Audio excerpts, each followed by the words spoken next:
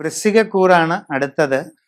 വിശാഖ നക്ഷത്രത്തിൻ്റെ അവസാന 15 നാഴിക അനിഴം, തൃക്കേട്ട ഇവ ചേർന്ന വൃശ്ചികക്കൂറുകാർക്ക് വ്യാഴം മാറുന്നത് 8ലേക്കാണ്. അഷ്ടമത്തിലെ വ്യാഴം ഒട്ടും തന്നെ അനുകൂലമല്ല. തൊഴിൽ രംഗത്ത് വളരെ പ്രതികൂലമായ സാഹചര്യങ്ങൾ ഉണ്ടാകാം. പുതിയ ജോലിക്ക് ശ്രമിക്കുന്നവർക്ക് തടസ്സങ്ങൾ അനുഭവപ്പെടാം. നിലവിലുള്ള കർമ്മരംഗത്ത് ഗുണകരമല്ലാത്ത സാഹചര്യങ്ങൾ ഉടലെടുക്കാം. യാത്രാക്ലേശം, അലച്ചിൽ, സാമ്പത്തിക നഷ്ടങ്ങൾ ഇവയൊക്കെ ഉണ്ടാകാൻ ഇടയുണ്ട്. വിവിധ മേഖലകളിൽ സ്വന്തമായി തൊഴിലുകൾ ചെയ്തുകൊണ്ടിരിക്കുന്നവർക്കും കാര്യപരാജയങ്ങളും നഷ്ടങ്ങളും അനുഭവപ്പെടാം. വളരെ ശ്രദ്ധിച്ച് സാഹചര്യങ്ങൾ പഠിച്ചു മനസ്സിലാക്കി മുമ്പോട്ട് പോവുക. വിദ്യാർത്ഥികൾക്ക് അതീവ ശ്രദ്ധയും ജാഗ്രതയും വെച്ചു പുലർത്തേണ്ട സാഹചര്യമുണ്ട്. ഇല്ലാത്ത പക്ഷം പഠനകാര്യങ്ങളിൽ ഉദ്ദേശിക്കുന്നത്ര പുരോഗതി ഉണ്ടായെന്ന് വരില്ല. കച്ചവടക്കാർക്ക് സാമ്പത്തിക നഷ്ടങ്ങൾക്ക് സാധ്യതയുണ്ട്. വളരെ ശ്രദ്ധിക്കുക.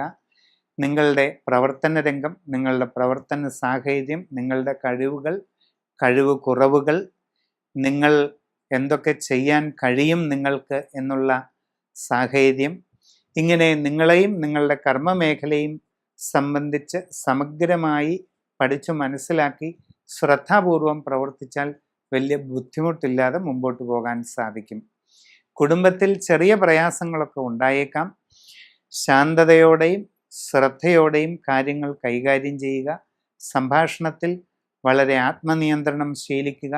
എല്ലാവരോടും ശാന്തമായും സ്നേഹത്തോടെയും ഇടപെടുക. മനസ്സിൻ്റെ ടെൻഷൻ, പിരിമുറുക്കം ഇതൊക്കെ അകറ്റുന്നതിന് യോഗ, ധ്യാനം ഇതൊക്കെ ശീലിക്കുന്നത് നല്ലതാണ്. വിഷ്ണു ഭഗവാന്റെ അഷ്ടാക്ഷരി മന്ത്രം നിത്യവും ചൊല്ലുക. വിഷ്ണു സഹസ്രനാമം ചൊല്ലുക. അതിവിശിഷ്ടമായ നാരായണ കവചം നിത്യവും ചൊല്ലുക. ഇതൊക്കെ വളരെ പ്രയോജനം ചെയ്യും. കൂടുതൽ പ്രയാസങ്ങളുണ്ടെങ്കിൽ ഗൃഹത്തിൽ അത്യന്തം ഫലപ്രദമായ മഹാസുദർശന കലശം സ്ഥാപിക്കുക. സമഗ്രവും സമ്പൂർണവുമായ രാശിചിന്തയിലൂടെ ഉചിത പ്രതിവിധി കണ്ട് മുമ്പോട്ട് പോവുക.